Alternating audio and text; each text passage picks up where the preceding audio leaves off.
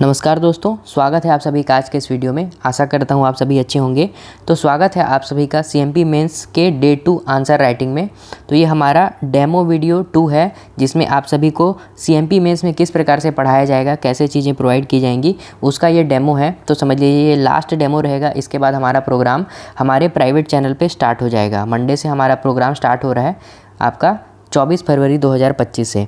तो चलिए हमारे डे 2 के आंसर जानने से पहले मैं आपको एक सीएमपी मेंस का शेड्यूल बता देता हूं, क्योंकि बहुत सारे लोगों का डाउट आ रहा था कि क्या केवल पीवाईक्यू ही कवर कराया जाएगा या पूरा सिलेबस का चीज़ आप बताएंगे सीएमपी मेंस में। तो देखिए हमारे सीएमपी मेंस का एक एस्टिमेटेड शेड्यूल है ना। इसी प्रकार का हम लोग शेड्यूल फॉलो करने का प्रयास करेंगे। तो देखिए हमारा क्या रहेगा, 24 फरवरी से प्रोग्राम स्टार्ट हो रहा है, 24 फरवरी 2025 से, जैसा कि आप सभी को मैंने बताया। तो हमारा वीक 1 में रहेगा इंडियन हिस्ट्री। उसके बाद हम लोग वीक 2 में सीजी ज्योग्राफी और इंडियन ज्योग्राफी के सारे पीवाईक्यूज़ और सिलेबस के पार्ट को कवर करेंगे। फिर उसके बाद वीक 3 में हमारा रहेगा सीजी हिस्ट्री। फिर उसके बाद वीक 4 में सीजी कल्चर और पॉलिटी। तो देखिए यहाँ पर मैंने शुरुआत में क्या किया है, शुरुआत में मैंने प्रीलिम्स में पूछे जाने वाले सब्जेक्ट्स जो हैं उन्हीं को पहले रखा है, क्योंकि इन सभी सब्जेक्ट से आप अवेयर रहते हैं। तो आपका क्या रहेगा, एक महीने तक उन्हीं सब्जेक्ट्स में आंसर राइटिंग प्रैक्टिस कराई जाएगी जो आपने प्रीलिम्स में एक बार कम से कम पढ़ा है। ठीक है, तो यहाँ से देखिए CG culture, CG history, CG geography, उसके अलावा इंडियन ज्योग्राफी, इंडियन हिस्ट्री और आपका पॉलिटी कवर हो जाएगा। सीजी कल्चर के साथ पॉलिटी को इसलिए जोड़ दिया गया है क्योंकि इसका वेटेज कम रहता है। मेंस में 25 मार्क्स के ही क्वेश्चन आते हैं पॉलिटी से, लगभग 25 मार्क्स के। तो इसीलिए इसको यहाँ पर सीजी कल्चर के साथ वीक 4 में ऐड किया गया है। फिर जैसे ही वीक 5 में जाएंगे तो क्या होगा, पेपर 7 पार्ट 3, उसके साथ साथ पबैड के क्वेश्चन जो है कराए जाएंगे। वीक 6 में फिलॉसफी, वीक 7 में आपका पेपर 4 पार्ट 3 प्लस सोशियोलॉजी, इसके सारे पीवाईक्यूज़ कराए जाएंगे। ठीक है, फिर उसके बाद वीक 8 में 8वें सप्ताह में आपका पेपर 7 पार्ट 1, वीक 9 में पेपर 4 पार्ट 1। तो पेपर 4 पार्ट 1 आप सभी जानते हैं साइंस है। ठीक है, फिर उसके बाद वीक 10 में हमारा रहेगा पेपर 7 पार्ट 2, पेपर 5 पार्ट 1। तो देखिए पेपर 7 पार्ट 2 और पेपर 5 पार्ट 1 क्या होता है, करंट अफेयर्स डोमिनेटिंग रहता है। तो यहाँ पर क्या है, करंट अफेयर से संबंधित प्रश्न बहुत ज़्यादा पूछे जाते हैं इन दोनों ही पार्ट्स में, इसलिए इसको हमने सबसे लास्ट में रखा है, ताकि क्या हो, इसका हम लोग एनालिसिस करें और इसके जब क्वेश्चन लगाएं तो करंट में जिस प्रकार से सिनेरियो है, मान लीजिए बजट आ गया है सीजी का, आपका इकोनॉमिक सर्वे आ गया है, तो उन सभी के प्रश्न भी हम लोग इसके साथ साथ जो है करते जाएंगे।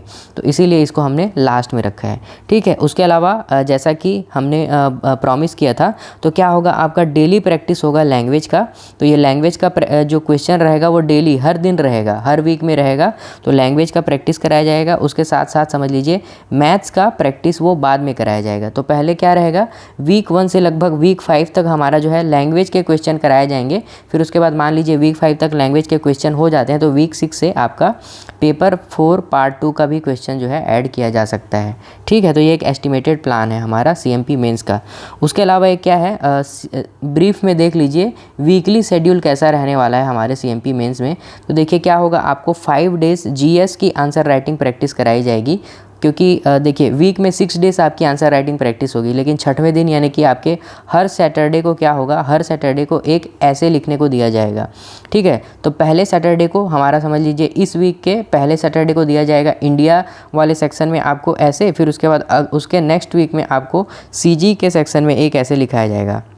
तो इस प्रकार से लगभग 14-15 ऐसे हम लोग लिख लेंगे हमारे मेंस के पहले तक। ठीक है, तो यह हो जाएगा हमारा हर वीक का एक ऐसे राइटिंग वाला शेड्यूल। फिर उसके बाद इसके अलावा क्या होगा, आपका आंसर राइटिंग के अलावा आपको इवनिंग में, समझ लीजिए इवनिंग में ये प्रिफरेबल क्या होगा, 9:30 या फिर 10 PM के आसपास क्या होगा, आपका वीक में 4 डेज़ जो हैं आपकी टेलीग्राम के लाइव सेशंस होंगे, जिसमें आपको मंडे, ट्यूसडे, थर्सडे और फ्राइडे को लाइव सेशन की मतलब क्लासेस होंगी। और उसमें क्या करेंगे हम लोग, उसमें हम लोग लैंग्वेज का प्रैक्टिस करेंगे, आपके डाउट्स रिजॉल्व करेंगे। मान लीजिए आपको जिस भी प्रकार से मेंस में दिक्कत आ रहा है, तो इसमें समझ लीजिए कम्युनिकेशन होगा, है ना, हमारे बीच और आपके बीच। आपको जो भी दिक्कत आ रहा है मेंस में उस पर बात करेंगे और उसका सॉल्यूशन ढूंढने का प्रयास करेंगे। ठीक है, इसके अलावा एक और एक्स्ट्रा चीज़ क्या रहेगा, on demand guest lecture sessions रहेंगे।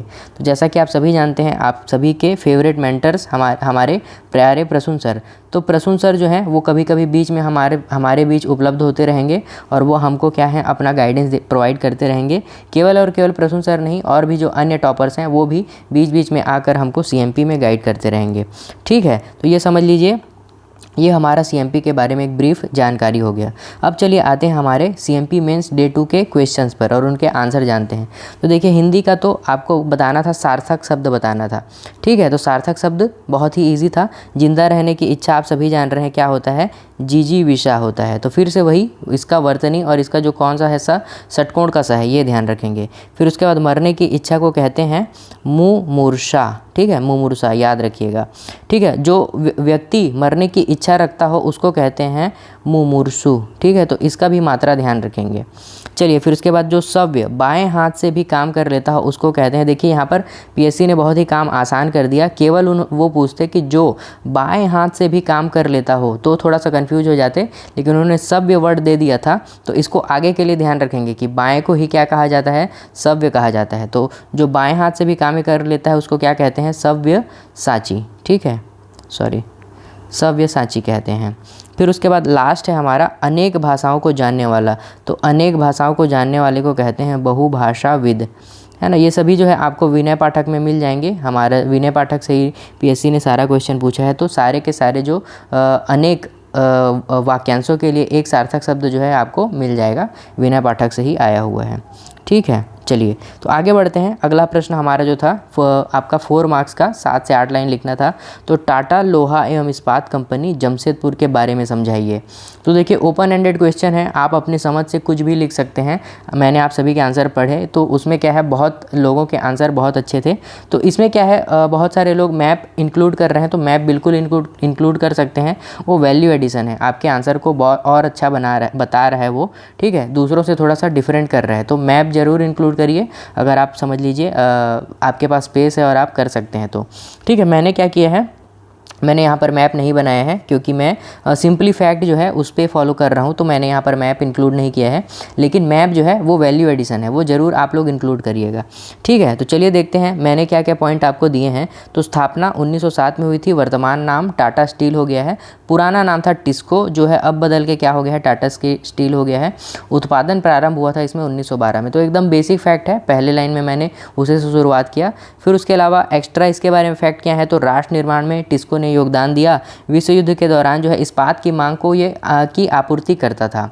ठीक है, तो उसका एक बड़ा अचीवमेंट है। फिर उसके बाद स्वतंत्रता संग्राम में भी योगदान दिया, कैसे, स्वदेशी आंदोलन का समर्थन करके स्वतंत्रता संग्राम में भी योगदान दिया। फिर उसके बाद इसके बारे में एक विशेष फैक्ट है कि यह भारत का पहला एकीकृत इस्पात संयंत्र है। तो ये फैक्ट बहुत इंपॉर्टेंट है, ध्यान रखिएगा। फिर उसके बाद न केवल भारत बल्कि यूरोप, अफ्रीका, एशिया में भी इसका विस्तार हो चुका है। तो ये मल्टीनेशनल एक कंपनी बन चुका है, तो उसके बारे में एक अन्य जानकारी है। विश्व के शीर्ष 10 इस्पात निर्माता कंपनियों में ये शामिल है। तो ये भी एक बड़ा अचीवमेंट है, ध्यान रखिएगा।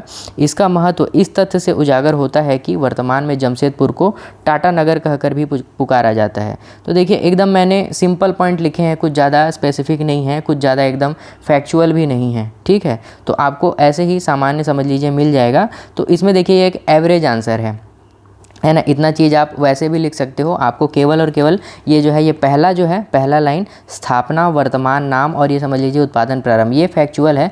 बाकी सब चीज़ें तो आप एक कॉमन सेंस से भी लिख सकते हो। ठीक है, तो ऐसे करके इसका आंसर लिखेंगे एवरेज टाइप का, तो ये भी समझ लीजिए एक अच्छा आंसर कहा जाएगा। फिर चलिए अगला प्रश्न देखते हैं। तो गेड़ी नृत्य की विशेषताएँ लिखिए। तो देखिए, बहुत ही अच्छा क्वेश्चन था ये, समझ लीजिए 2023 का।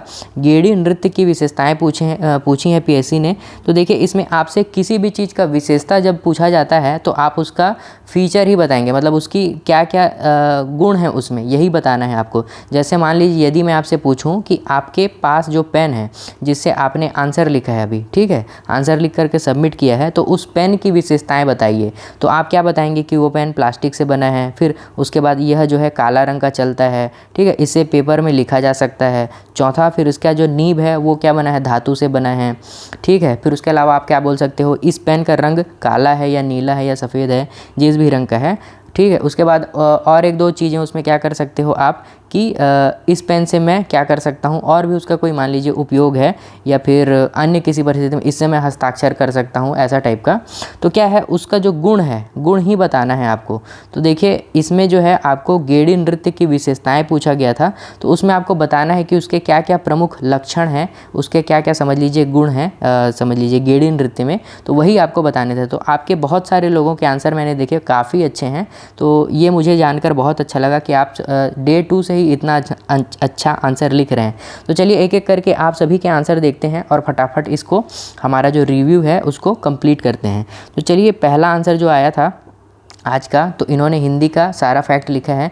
तो जिजीविसा करेक्ट लिखा है, मुमुर्सा भी करेक्ट लिखा है, सव्यसाची भी सही लिखा है इन्होंने, बहुभाषाविद भी सही लिखा है। तो सारे के सारे जो हैं आपके करेक्ट हैं। फिर उसके बाद देखिए गेड़ी नृत्य की विशेषताएं, तो बांस से निर्मित होता है गेड़ी। फिर उसके अलावा इस अंचल के खेल मनोरंजन लोक नृत्य का एक प्रमुख हिस्सा है।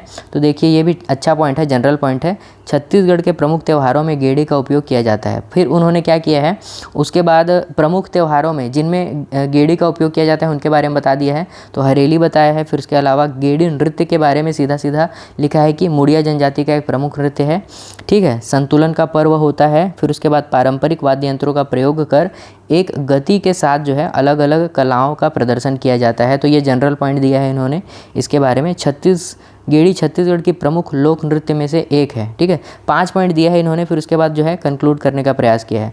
तो देखिए इसमें बहुत सारे लोग क्या करेंगे, आपको 5 से ज़्यादा 5+ पॉइंट देंगे, है ना। 8 मार्क्स का क्वेश्चन है, तो थोड़ा सा इसको आप स्ट्रक्चर को सुधारेंगे, है ना। पॉइंट्स अच्छे हैं आपके, क्या करेंगे, इंट्रोडक्शन तो काफ़ी अच्छा है, 2 लाइन का है। फिर उसके बाद सीधे पॉइंट में आ गए हैं। तो ये 5 पॉइंट जो दिए हैं इसको 6, 7, 8 तक लेके जाएंगे, है ना। 6, 7, 8 एक एक लाइन का पॉइंट दे देंगे। आपको आगे मिलेगा आंसर जिसमें उन्होंने वैसा टाइप का स्ट्रक्चर बनाया है, तो वैसा फॉलो करेंगे, क्योंकि देखिए जिनके भी ज़्यादा पॉइंट्स रहते हैं उनको ज़्यादा नंबर मिलता है, ठीक है। तो वो थोड़ा सा फॉलो करेंगे, जो ट्रेंड चल रहा है पीएससी में वो वाले ट्रेंड को फॉलो करना पड़ता है। तो थोड़ा कम एक्सप्लेन करेंगे, पॉइंट ज़्यादा देंगे। फिर उसके बाद लास्ट में 1-2 लाइन का कंक्लूजन और अपने आंसर को ख़त्म करेंगे, ठीक है। चलिए इन्होंने टिस्को के बारे में एक एवरेज आंसर लिखा है, ठीक है। जानकारी दी है, फैक्चुअल नॉलेज समझ लीजिए, फैक्चुअल जो ये आंसर है वो अच्छा है, इसमें नंबर जो है ठीक ठाक मिलने की पूरी संभावना है। फिर उसके बाद देखते हैं सौरभ जी का आंसर। तो सौरभ जी ने नाम भी दिया है। तो देखिए आप लोग से भी मतलब रिक्वेस्ट है कि आप ऐसे करके अपने आंसर में अपना नाम लिख देंगे तो सीधा सीधा हमको पता चलेगा, है ना। क्योंकि मैं आपको जब भी एड्रेस करूँगा तो आपके नाम से करूँगा तो काफ़ी अच्छा लगेगा, ठीक है। तो देखिए इन्होंने जिजीविसा सही लिखा है, मुमुर्सा, सव्यसाची, बहुभाषाविद, ठीक है। तो ये याद रखेंगे। बहुभाषी थोड़ा सा वो है, अलग वर्ड है ना। तो इसको ये ध्यान रखिएगा कि भाषाओं को जानने वाला क्या होता है, बहुभाषाविद होता है, और बोलने वाला होता है बहुभाषा भाषी, ठीक है। अनेक भाषाओं को बोलने वाला अगर पूछे तो आपको बोलना है बहुभाषा भाषी, ठीक है। तो बहुभाषी इसको काट देंगे, ये गलत है, ठीक है। फिर उसके बाद देखिए इनका ये वाला आंसर परफेक्ट है। तो इन्होंने गेड़ी नृत्य के बारे में थोड़ा सा इंट्रोडक्शन दिया। इंट्रोडक्शन के बाद इन्होंने सीधे सीधे उसकी विशेषताएं बतानी स्टार्ट कर दी। एक एक करके उन्होंने क्या किया है, पॉइंट में बढ़िया से विशेषता बताया है। सांस्कृतिक बताया, पुरुष प्रधान होता है, मनोरंजन के समय किया जाता है, धार्मिक क्योंकि क्यों है, सावन त्योहार में जो है किया जाता है, हरेली वगैरह में, इसी कारण से इसको धार्मिक भी बोल सकते हैं। फिर द्रुत गति, फिर उसके बाद क्योंकि ये काफ़ी द्रुत गति के साथ किया जाने वाला नृत्य है, तो ऐसे करके एक लाइन में इसको वो किया है, एड्रेस किया है। फिर उत्साहवर्धक क्योंकि देखिए साहस का प्रदर्शन किया जाता है युवकों के द्वारा, तो ये भी उत्साहवर्धक एक अच्छा पॉइंट है। स्वास्थ्यवर्धक तो खेलेंगे कूदेंगे तो स्वास्थ्य जो है बढ़िया होगा, तो ये भी अच्छा पॉइंट है। आदिम संस्कृति, तो इससे आदिम संस्कृति परिलक्षित होती है, तो थोड़ा सा ये बता देंगे कि क्या है, ये जनजातियों द्वारा किया जाता है, इसी कारण से आदिम संस्कृति का ये समझ लीजिए परिचायक है। फिर उसके बाद आजीविका का साधन, कुछ जातियों की आजीविका का साधन भी है, तो ये भी एक काफ़ी अच्छा पॉइंट है, यूनिक पॉइंट है। उसके बाद आगे बढ़ेंगे तो देखिए इन्होंने अवसर बताया है, तो मेला समारोह धार्मिक उत्सव में किया जाता है, तो विभिन्न अवसरों में भी किया जाता है, ये भी एक अच्छा पॉइंट है। फिर उसके बाद वेशभूषा, इसका स्पेसिफिक फीचर है, देखिए विशेष इसका जानकारी है ये, है ना, तो ये जो है ये एक अच्छा पॉइंट कहलाएगा। फिर उसके बाद अन्य वाद्य यंत्रों का प्रयोग, तो मांदर, टिमकी, बाजा का भी प्रयोग होता है, तो ये लास्ट वाला पॉइंट ठीक था, इसको पहले ऐड कर सकते थे। देखिए इसमें आपके आंसर में एक चीज़ कमी है, बस एक ही चीज़ की कमी है। आपको क्या करना है, ये 11-12 पॉइंट तक नहीं जाएंगे, 10 भी बता देंगे, 9 भी बता देंगे तो पर्याप्त है। ये यहाँ 9-10 में रुक जाएंगे। फिर उसके बाद 2 लाइन में क्या करेंगे, उपरोक्त विशेषताओं के आधार पर ही क्या किया जाता है, गेड़ी नृत्य जो है छत्तीसगढ़ की संस्कृति या छत्तीसगढ़ की जनजातीय संस्कृति का एक प्रमुख परिचायक है। ऐसे करके कुछ भी एक अच्छा पॉजिटिव नोट से आंसर को एंड करेंगे तो क्या होगा, बहुत ही अच्छा लगता है और आंसर समझ लीजिए मार्क्स जो हैं ज़्यादा मिलते हैं। तो वैसा कर लेंगे, कंक्लूज़न देंगे, बस यही कहना है मेरा। कंक्लूज़न छूटा है आपके आंसर में, उसको ऐड करिएगा, ऐसे पॉइंट में ख़त्म मत करिएगा। फिर उसके बाद देखिए इन्होंने क्या किया है, बढ़िया से मैप बनाया है, ठीक है। तो यहाँ पर मैप के बारे में ये भी लिख देंगे, टिस्को जमशेदपुर करके। थोड़ा सा खाली खाली लग रहा है इधर वाला एरिया, तो भरा भरा लगे, ऐसे टाइप का कुछ प्रयास करेंगे। फिर उसके बाद देखिए निजी क्षेत्र का सबसे बड़ा कारखाना है एशिया का, इसकी स्थापना 1907 में झारखंड में किया गया था, ठीक है। फिर अगला पॉइंट है 1911 में उत्पादन, फिर उसके बाद कच्चे माल की आपूर्ति, तो आपूर्ति लिखा है आपने, आपूर्ति होगा ना, सही लिखेंगे इसको। फिर उसके बाद कच्चे माल का इन्होंने बढ़िया से बता दिया है, कोयला कहाँ से मिलता है, लोहा, जल। तो ये काफ़ी अच्छा पॉइंट है, इसमें काफ़ी अच्छे नंबर मिलने की संभावना है, ठीक है। तो अच्छा आंसर है ये भी। चलिए अगला देखते हैं। तो टाटा लोहा एवं इस्पात कंपनी के बारे में इन्होंने लिखा है। तो देखिए स्ट्रक्चर में थोड़ा सा कमी लग रहा है ना, फैक्ट आपके आंसर में बिल्कुल सही है, लेकिन थोड़ा सा स्ट्रक्चर में काम करेंगे, जो इंपॉर्टेंट कीवर्ड हैं उनको जैसे करेंगे अंडरलाइन करेंगे, ठीक है। तो ऐसा आप अपने आंसर में थोड़ा सा इंप्रूव करिएगा। अगला आंसर देखते हैं आपका। तो देखिए अगला आंसर आपने काफ़ी अच्छा लिखा है, गेड़ी नृत्य बाँस से निर्मित होता है, गेड़ी मुख्यतः बाँस से निर्मित होता है। छत्तीसगढ़ में हरेली त्यौहार के दौरान गेड़ी, 2 बार लिख दिया है ना, गेड़ी का प्रयोग किया जाता है। गेड़ी नृत्य की विशेषताएं, तो पुरुष प्रधान, जनजातीय नृत्य, शारीरिक कौशल का प्रदर्शन, धार्मिक विशेषता। देखिए बस्तर के आदिवासियों द्वारा यह नृत्य वर्षा के देव भीमा देव को प्रसन्न करने के लिए किया जाता है, काफ़ी अच्छा पॉइंट है। गायन नहीं किया जाता है, केवल समझ लीजिए नृत्य किया जाता है, अच्छा पॉइंट है, वैलिड पॉइंट है। सामंजस्य का प्रतीक होता है, क्योंकि समझ लीजिए इसमें संतुलन, बैलेंसिंग वाला वही वाला पॉइंट है, ठीक है। लोकवाद्यों का प्रयोग, तो इन्होंने लास्ट में वही दिखा है, लोकवाद्य वाला पॉइंट। फिर इन्होंने क्या किया है, कंक्लूड कर दिया, मुड़िया आदिवासियों द्वारा इसे डिटोंग नृत्य भी कहा जाता है। तो काफ़ी अच्छा आंसर है, मेरे हिसाब से बहुत अच्छे मार्क्स मिल जाएंगे इसमें, तो बहुत ही अच्छा आंसर है, ठीक है।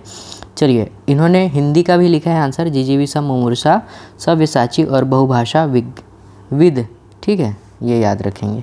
चलिए अगला आंसर देखते हैं। जिंदा रहने की इच्छा, जिजीविषा मुमूर्षा ऐसे होगा। फिर उसके बाद सव्यसाची और बहुभाषा विद, है ना, इसको याद रखेंगे। चलिए अगला है, इन्होंने मैप भी बनाया है बढ़िया से, जलापूर्ति स्वर्ण रेखा से होती है, झारखंड जमशेदपुर टिस्को। तो काफ़ी अच्छा इन्होंने मैप का जो है बहुत ही बढ़िया जो है प्रयोग किया है, मतलब ये जो है एकदम परफेक्ट मैप है।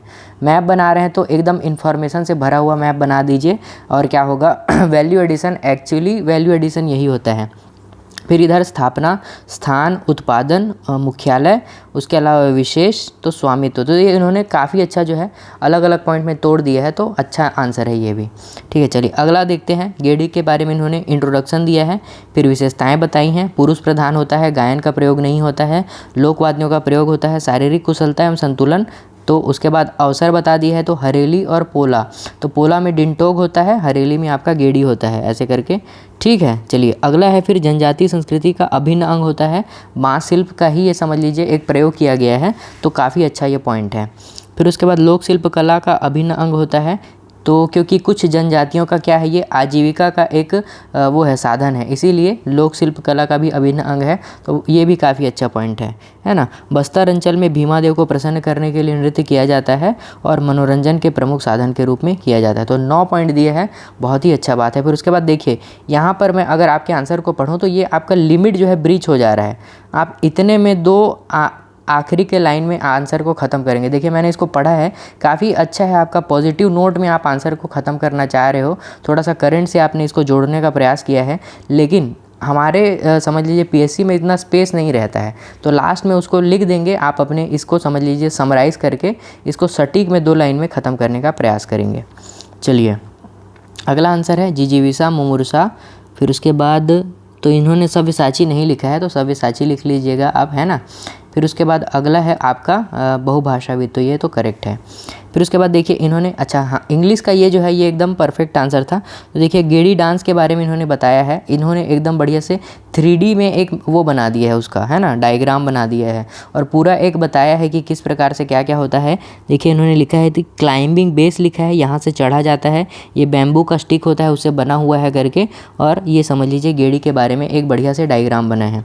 फिर उसके बाद देखिए कैरेक्टरिस्टिक्स में उन्होंने बताया है कि ओनली मेन। तो देखिए आपके आंसर में जो कमी है वो मुझे क्या नज़र आई थी कि आपने चीज़ों को अंडरलाइन नहीं किया है। तो ओनली मेन को करेंगे, फिर उसके बाद नो सॉन्ग को करेंगे, this dance is performed at very fast space, तो इसको भी अंडरलाइन करेंगे। This dance is performed by climbing a pair of bamboo strict, क्या सॉरी ये समझ में नहीं आ रहा है मुझे, ठीक है। फिर उसके बाद नोन एज गेड़ी, तो देखिए गेड़ी के बारे में इन्होंने लिखा है। तो जो भी आपके आंसर में इंपॉर्टेंट कीवर्ड हैं उनको आपको अंडरलाइन करना है। The musical instrument used in Gedi dance is timki, ऐसे करके, तो इसको भी अंडरलाइन करेंगे, ठीक है। बस यही कमी है, बाकी आपका आंसर परफेक्ट है और आपने डायग्राम तो बहुत अच्छा बनाया है। चलिए अगला आंसर देखते हैं आपका। तो टिस्को के बारे में आपने लिखा है, तो इसमें भी आपने बढ़िया से मैप बना दिया है एक पूरा। फिर उसके बाद इसके बारे में, इसका स्टैब्लिशमेंट के बारे में बताया है आपने, हिस्ट्री बताया है, ऑपरेशन बताया है, ठीक है। तो ऐसे करके आपने आंसर को लिखा है। एवरेज आंसर है, ठीक ठाक नंबर मिल जाने की पूरी संभावना है। चलिए फिर उसके बाद देखिए ये वाले समझ लीजिए इस आंसर में मैं एक दो चीज़ें ऑब्जर्व कर पा रहा था। देखिए इन्होंने लिखा बहुत सारा है, बहुत सारे वर्ड लिखे हैं, तो यदि आप अपने निश्चित समय फ्रेम में इतना लिख पाएँ कंटेंट तो बहुत अच्छी बात है। अगर नहीं लिख पाएँ तो समझ लीजिए अभी एक्स्ट्रा टाइम में इतना सारा लिखने का कोई फ़ायदा नहीं है, क्योंकि आप मेन एग्ज़ाम में लिखेंगे तो आपके पास समय कम बचेगा, है ना। तो बहुत ज़्यादा कंटेंट आपने लिखा है, यदि इसको टाइम लिमिट में लिख पा रहे होंगे तो बहुत अच्छी बात है, ठीक है। पहले देखता हूँ आपका ये हिंदी जो सही लिखा है मुमुर्सा, है ना। फिर उसके बाद सव्यसाची बहुभाषाविद। फिर उसमें देखिए इन्होंने बहुत ही अच्छा इसके बारे में अलग अलग पॉइंट जो है इंक्लूड किया है, लेकिन इसको थोड़ा सा शॉर्ट लिखेंगे और क्या करेंगे, थोड़ा सा बड़ा लिखेंगे, है ना। आपने बहुत छोटे छोटे शब्दों का वो किया है, या फिर हो सकता है कि आपने जो स्कैन किया है उस वजह से मुझे छोटा दिख रहा हो, है ना। राइटिंग आपकी अच्छी है, बस इसको थोड़ा सा फ्रेमिंग में सही कर देंगे, क्योंकि देखिए बहुत भरा लग रहा है, थोड़ा सा खाली भी लगना चाहिए, है ना। तो ऐसा प्रयास करेंगे। फिर उसके बाद देखिए अगले क्वेश्चन में आपका थोड़ा सा डायरेक्शन जो है वो अलग हो गया था। आपने क्या किया है, गेड़ी डांस के बारे में, गेड़ी नृत्य के बारे में बहुत ही ज़्यादा जो है आपने समझ लीजिए जानकारी दी है। सभी जानकारी बहुत अच्छी है ना, बहुत ही अच्छी जानकारी है, आपने बहुत ही अच्छा डायग्राम भी बनाया है। लेकिन क्या है, हमारे क्वेश्चन का डिमांड क्या था कि आपको गेड़ी नृत्य का विशेषता लिखना था, है ना। तो ये बस्तर क्षेत्र, मैदानी क्षेत्र में होता है, ये पता है, लेकिन ये बहुत ही अच्छा फैक्ट है, लेकिन इसको आपको उनकी क्या विशेषता है अलग अलग पॉइंट में उसको ज़्यादा लिखना था। आपने लिखा है ये लास्ट में इतना लिखा है ना, ये विशेषता है और ये उनके बारे में जानकारी है। जैसा कि मैंने आपको बताया है ना कि आपको यदि पेन के बारे में पूछा जाए तो आप वो ये एक पेन है, इससे लिखाई की जाती है, ऐसा थोड़ी बताएंगे। पेन जो है नीले रंग से चलता है ना, प्लास्टिक का बना है, ये उसकी विशेषता है। तो आपको जानकारी से ज़्यादा उसके बारे में, उसका फीचर जो है, उसका जो गुण है उसको बताना है, ठीक है। तो इसको सुधारेंगे, बस यही कहना था। चलिए उसके बाद देखते हैं एक दो कॉपी और। छत्तीसगढ़ के प्रसिद्ध लोक नृत्यों में सुमार गेड़ी नृत्य का आयोजन मूलतः सावन माह हरेली के अवसर में मध्य छत्तीसगढ़ के साथ दक्षिण बस्तर में भी किया जाता है। काफ़ी अच्छा इंट्रोडक्शन है। विशेषताएं बताई हैं आपने, जनजातियों द्वारा किया जाता है, बांस का एक बना होता है, ठीक है। फिर उसके बाद शारीरिक संतुलन का प्रदर्शन, वाद्य यंत्र, अन्य नाम, सहभागी, अवसर, ठीक है। उसके बाद कारण, तो कारण में इन्होंने लिखा है इतिहास में सावन माह में वर्षा के कारण भूमि में मृदा से निर्मित कीचड़ के बचाव हेतु।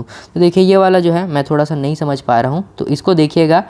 इसका जो है विशेषता के बारे में मुझे ये एकदम एग्जैक्ट जो है नहीं लग रहा है, तो ठीक है। अच्छा, इस कारण से किया जाता है करके आपने बताया है, ठीक है, तो फिर ये सही होगा, है ना। फिर उसके बाद आभूषण, कौड़ी से निर्मित आभूषण का प्रयोग, तो देखिए पुरुष पहनते हैं, थोड़ा सा बताइएगा, है ना। जो गेड़ी नृत्य करने वाले हैं वो जो हैं पहनते हैं इसको, ऐसे करके थोड़ा सा बताइएगा। फिर उसके बाद धार्मिक, तो धार्मिक रीति रिवाज का द्योतक है, क्योंकि हरेली वगैरह के समय किया जाता है, ठीक है। तो इसमें 10-11 पॉइंट वही है, थोड़ा सा आप जो है वर्ड लिमिट को ब्रीच कर रहे हैं, उसको थोड़ा सा ध्यान देंगे।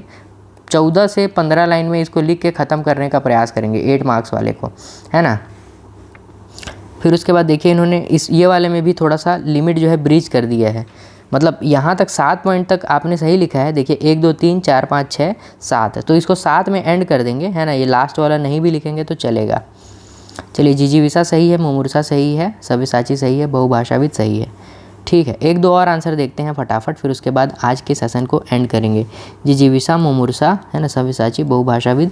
मैप बनाया है आपने, मैप जो है काफ़ी अच्छा है, ठीक है। फिर उसके बाद स्थापना, अवस्थिति और स्वरूप, उत्पादन, विशेषताएं सभी बताया है आपने। ठीक है, तो ये अच्छी बात है, आपने करंट से भी इसमें वो किया है, ऐड किया है कि वर्तमान में टाटा ग्रुप के चेयरमैन नोवेल टाटा जी हैं करके। चलिए, काफ़ी अच्छा है। यहाँ पे आपने गेड़ी का डायग्राम बनाया है, फिर उसके बाद उसकी विशेषताएं भी लिखी हैं। ठीक है, तो 8 विशेषताएं लिखी हैं आपने, कंक्लूजन भी लिखा है, तो काफ़ी अच्छा आंसर है। ठीक है, चलिए एक दो आंसर और देखते हैं, फिर उसके बाद एंड करेंगे। गेड़ी नृत्य की विशेषताएं लिखिए। तो गेड़ी नृत्य के बारे में आपने पर्व बताया है, सांस्कृतिक पर्व है, जनजातियों द्वारा किया जाता है, निर्माण मुख्यतः बांस अथवा लकड़ी से बना होता है, पुरुष प्रधान होता है, विधा यह द्रुत गति से किया जाने वाला नृत्य है, काफ़ी अच्छा है। ठीक है, अवसर नवाखानी और विवाह के अवसर पर किया जाता है, शारीरिक कौशल मतलब वही बैलेंस का, संतुलन का प्रदर्शन करता है, तो काफ़ी अच्छा पॉइंट है। आर्थिक, तो क्योंकि कुछ देवार व बंजारा जनजातियाँ नहीं हैं ये, ठीक है, द्वारा स्थानिक सर्कस में शामिल है। ठीक है, तो इसको ध्यान रखिएगा।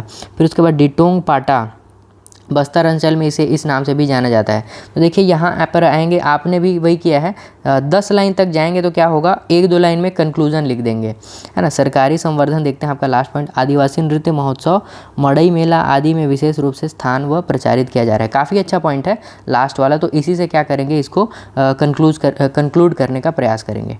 ठीक है, चलिए, ये एक लास्ट कॉपी है हमारा।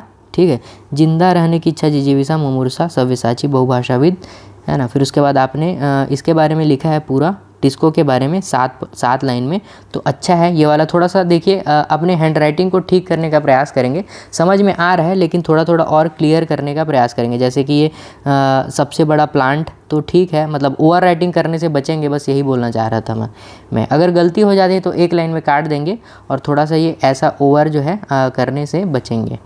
चलिए अगला देखते हैं। तो अगला जो है ये हमारा लास्ट आंसर है, जिंदा रहने की इच्छा, जिजीविका, तो मुमूर्षा में वर्तनी थोड़ी सी गलत है, बहुभाषाविद। ठीक है, फिर उसके बाद देखिए गेड़ी डांस के बारे में उन्होंने यूज़ एज गेड़ी, तो देखिए यहाँ पर आपने ग्रीन कलर का भी यूज़ किया है। तो एग्ज़ाम हॉल में आप 2 कलर का यूज़ कर सकते हैं, एक तो ब्लैक कर सकते हैं और दूसरा ब्लू कर सकते हैं। तो ये आपका अगर नोट्स बना रहे होंगे तो उसके लिए काफ़ी सही है, कर सकते हो अभी यूज़, लेकिन एग्ज़ाम हॉल में आप जो है केवल और केवल ब्लैक बॉल पेन और ब्लू बॉल पेन का यूज़ कर सकते हैं, इस चीज़ को ध्यान रखेंगे।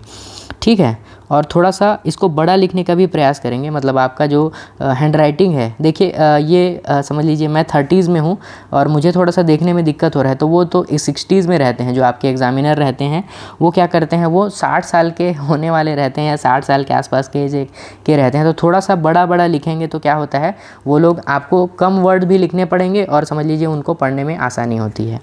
ठीक है, इस चीज़ का ध्यान रखेंगे।